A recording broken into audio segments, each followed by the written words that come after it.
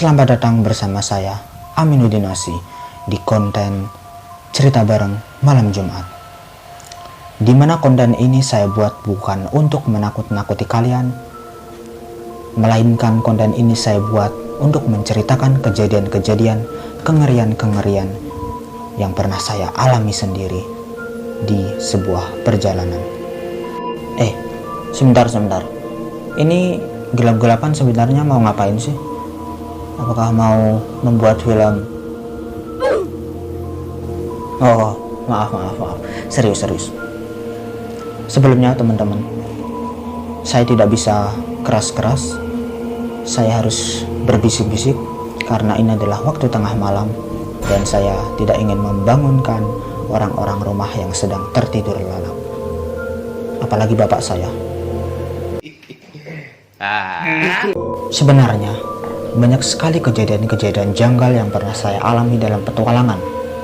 Entah itu dalam pendakian, entah itu dalam touring, dan lain sebagainya.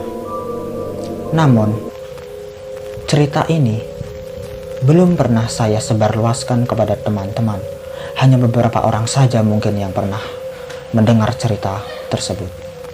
Dan dalam kesempatan kali ini, di konten saya ini, yaitu Cerita Bareng Malam Jumat, saya akan mencoba mengutarakan, yaitu cerita-cerita janggal yang pernah saya alami, biar kalian semua bisa mengambil hikmahnya.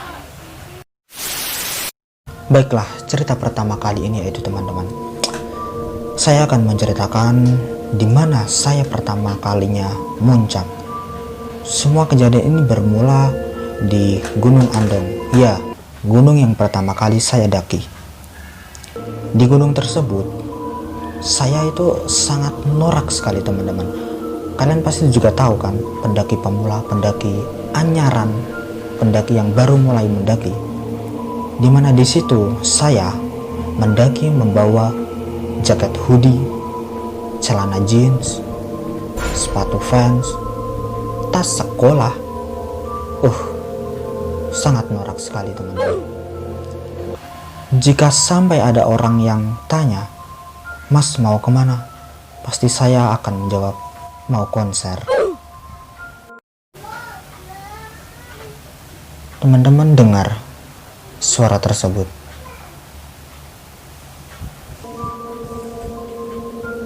Ancuk merinding. Itulah kenorakan saya teman-teman. Sehingga saya itu malah menjadi semacam orang yang ingin mendatangi sebuah konser, bukan untuk mendaki. Itu kira-kira terjadi pada tahun 2016, dimana saya pertama kali mendaki. Dan dari situlah niat saya untuk mendaki dimulai. Pada pendakian tersebut, saya ingat sekitar 11 orang. Ya, 11 orang kayaknya. 11 orang itu teman saya semua yang berasal dari pondok pesantren. Pondok pesantren saya waktu itu libur Idul Adha. Saya ingat sekali, dimana ketika pulang dari Muncak juga kita ditakzir sama Pak Yai, dibotak karena ketahuan. Kalian tahu sendiri, dimana santri waktu liburan pasti bingung ingin kemana. Kita berunding, kita berlibur kemana, kita bepergian kemana, ataukah ke pantai, ke gunung. Nah, waktu itu teman saya usul untuk mendaki saja. Namun, dari sekian banyak kami semua yang notabene tidak pernah muncak, itu ancok tiba. Maaf teman-teman, tadi entah kena apa selayarnya ini, jatuh angin atau apa, sumpah kaget. Maaf teman-teman. Saya akan melanjutkan ceritanya. Yang dimana santri-santri ketika libur pasti mereka bingung ingin pergi kemana. Nah, disitulah satu teman saya, entah saya lupa, tapi satu teman saya usul untuk mendaki saja. Namun karena kita semua dari berbagai banyak teman-teman saya itu yang notabene belum pernah naik ke gunung, itu cuma mengiyakan saja, tidak memandang resiko ke depannya, tidak mempunyai persiapan ke depannya untuk mendaki. Nah, disitulah kesalahan kita. Kita cuma mengiyakan saja dan besoknya berangkat. Jadi 11 orang ini dibagi menjadi beberapa tim, yaitu ada teman saya yaitu yang dijuluki Kampret. Kampret itu mempunyai rumah di Temanggung. Di rumahnya tersebut itu menjadi titik kumpul kita untuk berkumpul. Jadi di rumahnya Kampret itu sudah ada beberapa teman, dan kita berangkat dari Demak itu juga beberapa rombongan, dan kita ketemu di rumah si Kampret tersebut. Di rumah Kampret tersebut itu sebenarnya kita itu juga tidak masih mamang, masih ragu untuk mendaki. Sebenarnya tujuan kita itu yaitu ke Posong, Temanggung. Ya kalian tahu pasti Posong yang view-nya Sindoro itu. Nah, namun kita tetap bersikukuh untuk ke Gunung Andong, dimana kita belum punya sama sekali alat-alatnya. Padahal kita sudah sampai di Temanggung. Kita tidak membawa tenda, tidak membawa sleeping bag. Bener-bener tolol.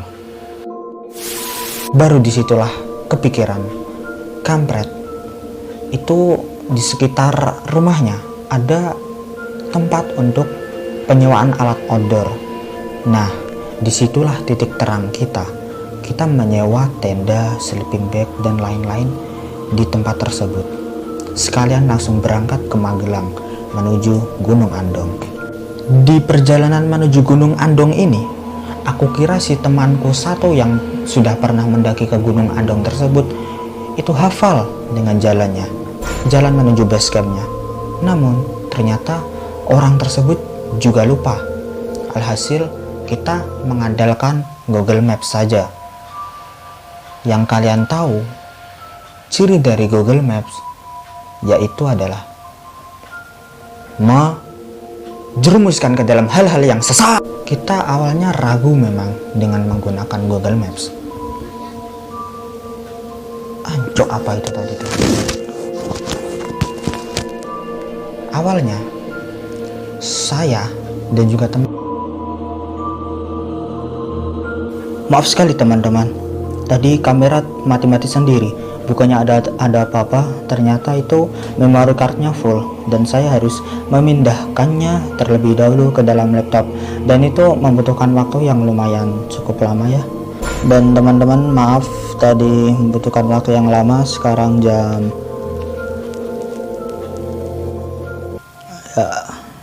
0.51. Baik, saya akan meneruskan cerita saya yang tadi yang sempat terjeda ya.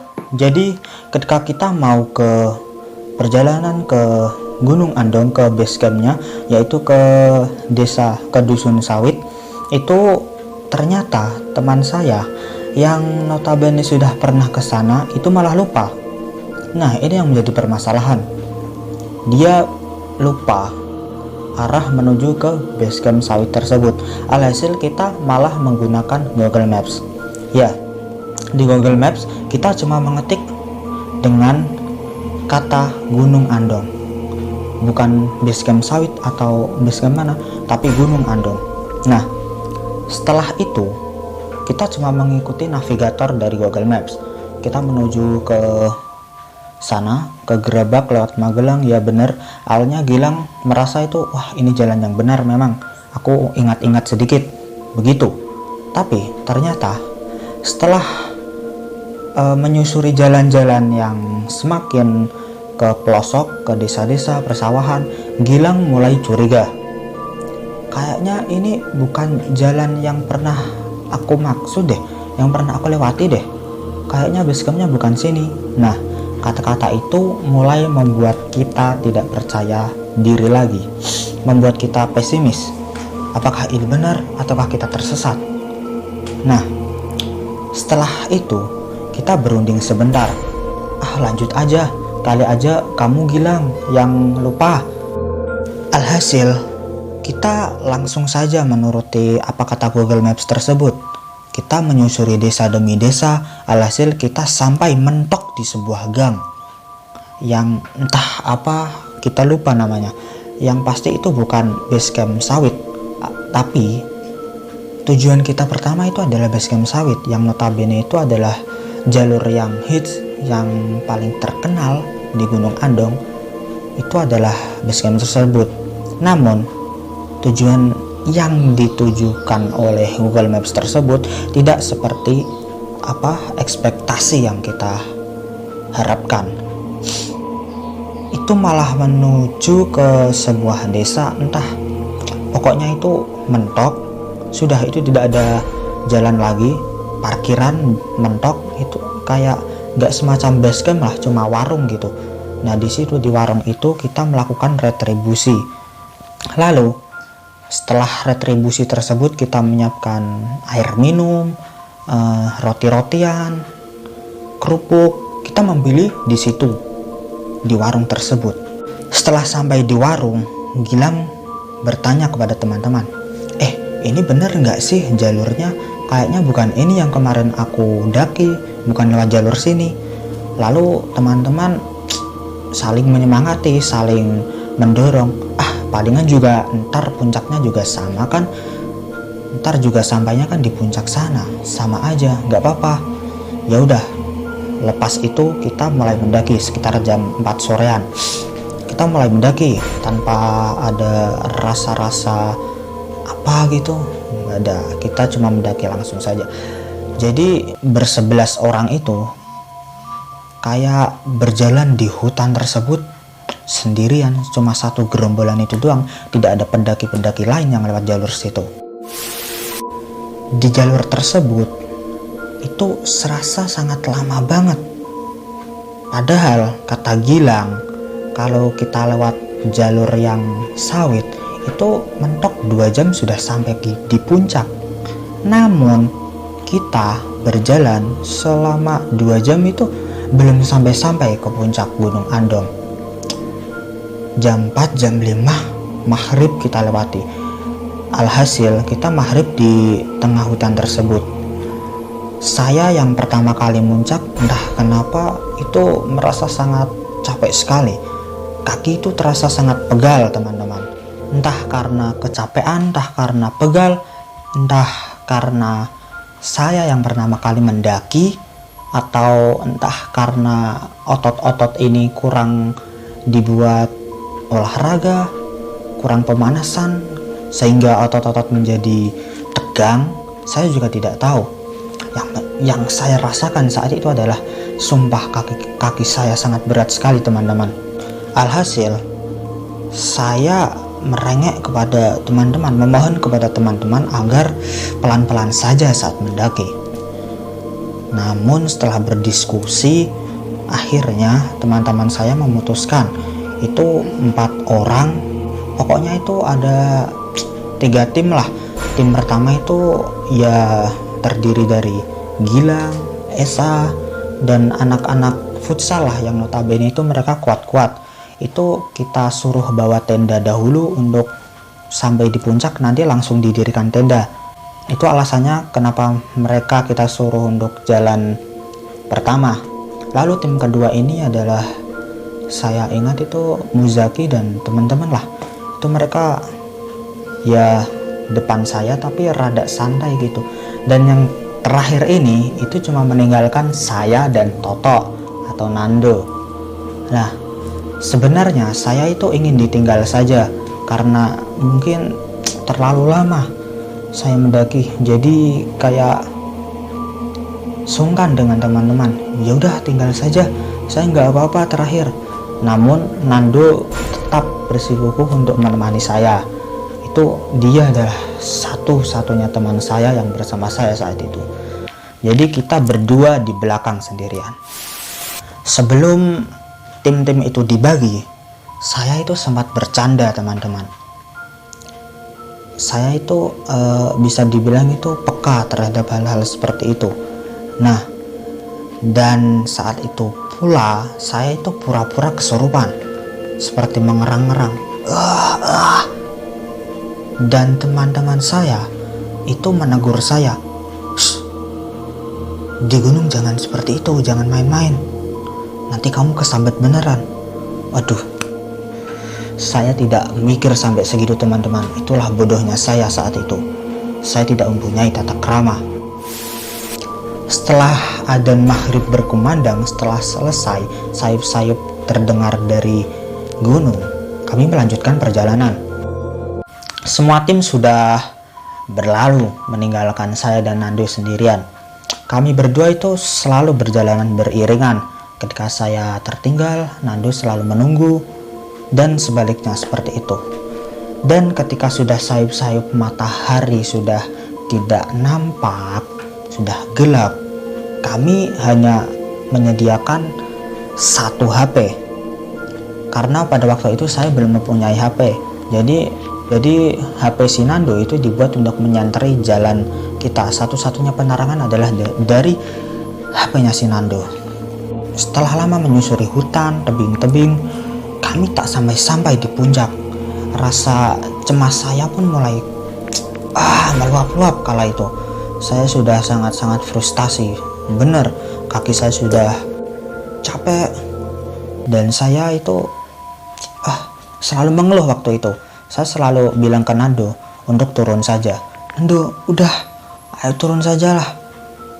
Nando, udah, aku sudah tidak kuat. Dan semacamnya.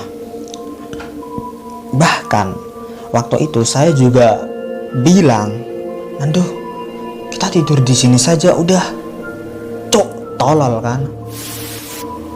Tapi si Nando itu tetap menyemangati saya sehingga saya itu kuat untuk berjalan terus. Di setiap perjalanan saya pasti di belakang si Nando. Karena Nando terlalu cepat, saya pasti langsung terduduk lemas gitu.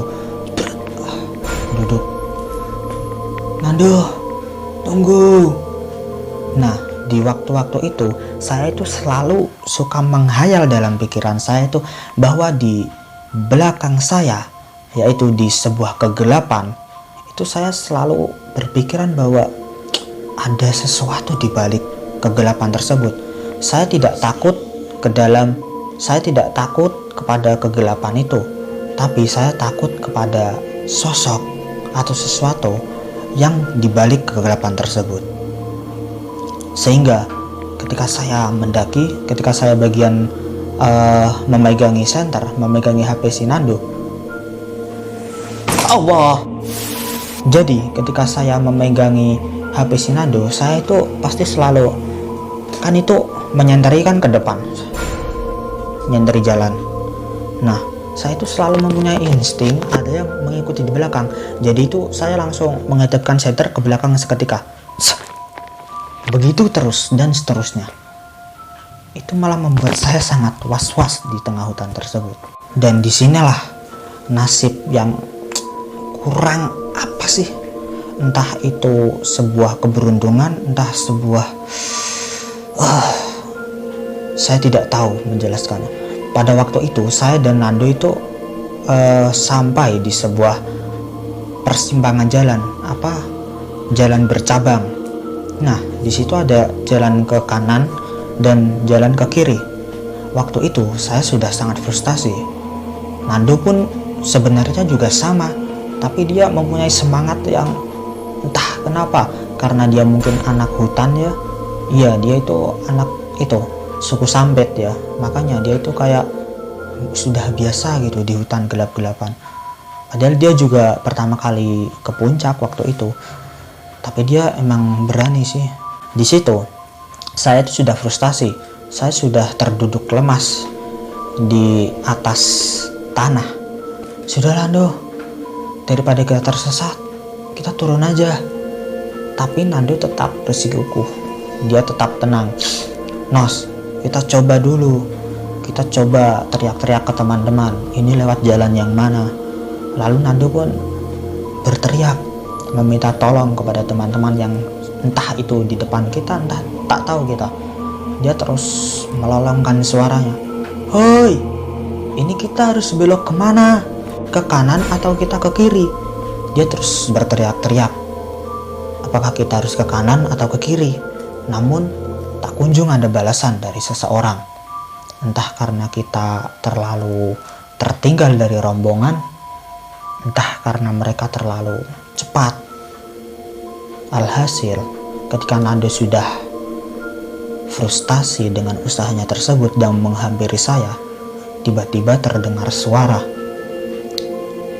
Itu suara saya ingat dengan benar, dengan betul.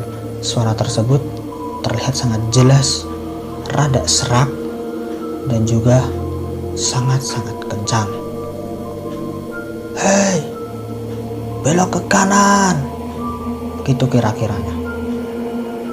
Kita berdua pun langsung terperanjat. "Wah, duh, kita harus belok ke kanan. Itu kayaknya tadi adalah teman-teman. Iya, ayo kita belok ke kanan." Seketika itu juga kita bangkit semangat untuk belok ke kanan saja dan tidak belok ke kiri. Dan ketika kita baru sedikit berbelok ke kanan dan menanjak, itu ternyata di sebelah kiri kita adalah jurang atau tebing. Lalu saya membatin dalam hati, untung saja kita tidak berbelok ke kiri. Untung ada teman-teman yang meneriaki untuk belok ke kanan. Saya kira begitu. Namun, ketika saya dan Nando bertemu dengan rombongan kedua, yaitu Muzaki dan kawan-kawan, saya itu tanya kepada mereka, "Cek, tadi kamu berteriak menyuruh kita untuk belok ke kanan atau tidak?" "Tidak, paling itu mereka orang-orang yang sudah dahulu." "Oh, kira begitu." Saya menyimpan sendiri dalam hati. Begitupun juga Nando. Nando suka berpikir positif-positif. Mungkin juga teman-teman yang berteriak begitu. Alhasil, kita lanjut perjalanan. Disitulah kita bertemu dengan Siwi dan kawan-kawan. Nah, di situ Siwi itu teman saya juga, ikut rombongan. Di situ kita baru menemukan dua pendaki lain selain kita.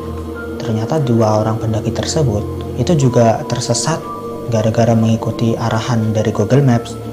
Mereka malah lebih parah. Mereka muncak katanya sekitar jam 2 siang. Dan di situ akhirnya mereka menyerah dan memutuskan untuk ngecamp di situ saja. Mereka cuma berdua. Mas-mas tersebut itu menawarkan kepada kita untuk menginap saja di sini. Tapi teman-teman saya ngomong, "Mas, maaf nih, tapi tenda saya sudah dibawa sama teman-teman yang tadi, yang sudah dulu. Jadi kita nggak bisa nginap. Nginap di tenda saya saja."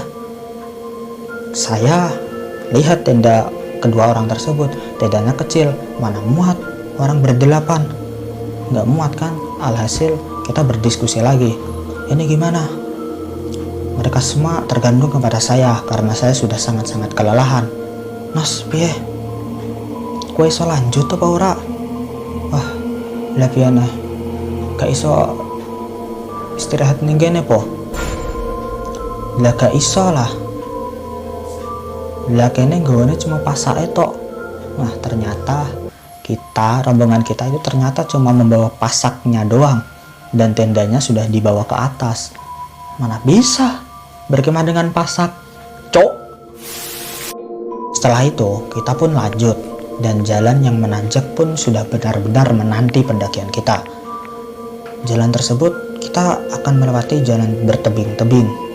Nah, disitulah saya sudah sangat-sangat capek, teman-teman. Saya terus disemangati oleh teman-teman yang lain. Si Nando yang memimpin jalan itu tiba-tiba berteriak, "Woi, di situ ada rumah." "Hah? Batinku, kita semua belum pernah ke Andong. Jadi kita ya nggak tahu kalau di sini ternyata ada rumah atau tidak. Jadi, wah, masa?" Kita batin begitu semua. Ya udah, kita pun langsung ke atas semua dengan semangat. Ternyata benar ada bangunan seperti pendopo gitu, seperti rumah kecil lah. Ada pelatarannya. Jadi kita istirahat di belakang, di balik rumah tersebut. Jadi rumah tersebut itu ada di atas puncak pas. Jadi kita tuh datangnya itu dari belakang bangunan tersebut. Jadi setelah sampai atas itu langsung kita duduk-duduk santai-santai, duduk tiduran di belakang bangunan tersebut. Namun ternyata setelah Nando menyusuri jalan depan, Ini ternyata adalah sebuah bangunan makam. Hasil saya langsung terkejut. "Hah, anjir, makam, cok tangi," gitu. Tapi kaki saya itu serasa, sumpah, kayak ada yang mencengkeram sekali di kaki saya. Dan ternyata teman-teman yang tim pertama tadi sudah sampai puncak. Mereka melambai-lambaikan tangan di puncak dan memanggil-manggil rombongan kita. "Woi, sedikit lagi puncak, ayo." Namun saya sudah tidak kuat sama sekali. Dan saat itu pula saya roboh. Berat. Kaki saya pun kram, tak bisa merasakan apa-apa. Dan saya pun hanya bisa menahan rasa sakit. Sehingga kala itu saya menangis. Cuk, tolol nangis. Ya, saya menangis kala itu. Lalu teman-teman yang di depan pun ke bawah. Yaitu saya ingat Esa dan Gilang. Mereka ke bawah karena mereka notabene anak futsal. Mereka tahu masalah-masalah yang seperti itu. Mereka mengetahui cara mengatasi kaki yang entah kram entah apa tersebut. Jadi kaki saya tuh sudah diapa-apakan oleh mereka, tetap saja kembali lagi. Sembuh langsung sakit lagi, sembuh sakit lagi. Disitulah saya entah kenapa, karena pandangan saya tertutupi oleh air mata, saya melihat, tapi tidak jelas sekali. Tapi saya yakin itu ada satu tangan yang mencengkeram kaki saya lagi. Saya kira itu tangan Esa, karena Esa mencengkeram kaki dan lutut saya waktu itu. Dia menekannya. Tapi ada satu tangan lagi. Entah itu tangan siapa, saya tidak tahu. Tangan tersebut, apa mungkin yang membuat saya kram atau apa, saya tidak tahu. Mungkin itu adalah mereka yang memberi pelajaran kepada saya karena saya tidak berperilaku sopan. Entah, saya tidak tahu. Alhasil setelah itu saya langsung bisa jalan lagi dan menuju ke tenda. Di tenda sebelum tidur saya sempat menanyakan hal yang dari tadi saya umpat di hati kepada teman yang berjalan pertama, kepada Esa. "Sa, tadi teman-teman bilang untuk kita untuk belok ke kanan atau tidak? Soalnya waktu itu saya itu terlambat dengan Nando, tertinggal jauh dari rombongan. Apakah kamu yang berteriak tadi?" "Oh tidak, kita lanjut terus waktu itu karena kita mengejar untuk bisa membangun tenda di atas." Ya udah, saya nggak apa-apa. Disitulah saya bingung sampai sekarang. Siapa yang memanggil? Siapa yang mengarahkan kita untuk berbelok ke kanan? Siapa? Menurut teman-teman siapa? Coba tulis di kolom komentar. Teman-teman, itulah kira-kira cerita pengalaman saya pertama mendaki yang sangat-sangat tidak patut untuk ditiru. Tapi saya mencoba untuk mengutarakan pengalaman saya ini supaya teman-teman tahu jika di gunung kita itu ibaratnya sebagai tamu, dan mereka penghuni gunung itu adalah tuan rumahnya. Jadi jangan berperilaku yang tidak baik-baik karena kita adalah tamu. Jika kita berperilaku baik, maka mereka juga baik, mereka juga akan menghormati kita. Tapi jika kita berperilaku yang tidak sopan, entah itu apapun, pasti mereka akan menegur, bahkan akan menyakiti kita. Jangan sampai teman-teman. Tapi dari cerita tadi kita bisa menyimpulkan bahwasanya seberapapun jelek tingkah laku kita, tapi mereka sempat-sempatnya bisa mau menolong kita gitu loh. Seperti halnya tadi ketika saya bertemu dengan persimpangan tadi, entah itu makhluk apa yang menyuruh kita untuk berbelok ke kanan, saya sangat berterima kasih. Begitu kira-kira teman-teman cerita dari saya. Apabila kalian juga mempunyai cerita kalian sendiri yang pernah kalian alami di dalam sebuah perjalanan, kalian bisa menceritakannya di kolom komentar nanti. Sebelum saya bercerita tentang kejadian ini, saya itu sempat berkabar-kabar dengan teman-teman saya yang mendaki kemarin, yang mendaki dulu. Saya berkabar, terutama kepada kampret yang punya rumah di Temanggung tersebut. Saya bertanya, "Pret, kamu dulu ingat gak pas waktu naik ke Gunung Andong itu merasakan hal-hal yang janggal apa tidak?"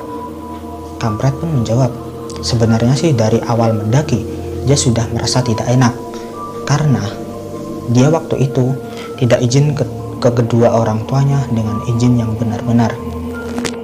Waktu itu dia tidak izin untuk pergi ke puncak, melainkan ke destinasi wisata yang lain. Namun dia berangkat ke puncak. Disitulah kita bisa ambil pelajaran juga. Izin orang-orang terdekat itu juga perlu agar kita bisa selamat. Begitulah kira-kira akhirnya saya bisa menemani malam Jumat kalian, teman-teman. Entah di sini saya sudah sangat-sangat tidak kuat karena hawanya semakin pengap karena kamar saya tutup semua. Saya bingkai hitam-hitam. Sekiranya begitu teman-teman, apabila cerita ini kalian senangi, kalian suka dengan cerita saya, bisa tinggalkan like. Dan juga apabila teman-teman mempunyai cerita kalian sendiri dalam sebuah perjalanan yang mencekam, bisa kalian tulis di dalam kolom komentar. Segini dulu teman-teman, sumpah kamar saya itu sudah sangat pengap dan ini sudah jam berapa saya tidak tahu, jam 1:30. Saya pamit dulu teman-teman karena lama-lama seperti ada yang mengawasi. Anjir. Demikian teman-teman, saya Amin Indonesia. Salam cerita bareng malam Jumat.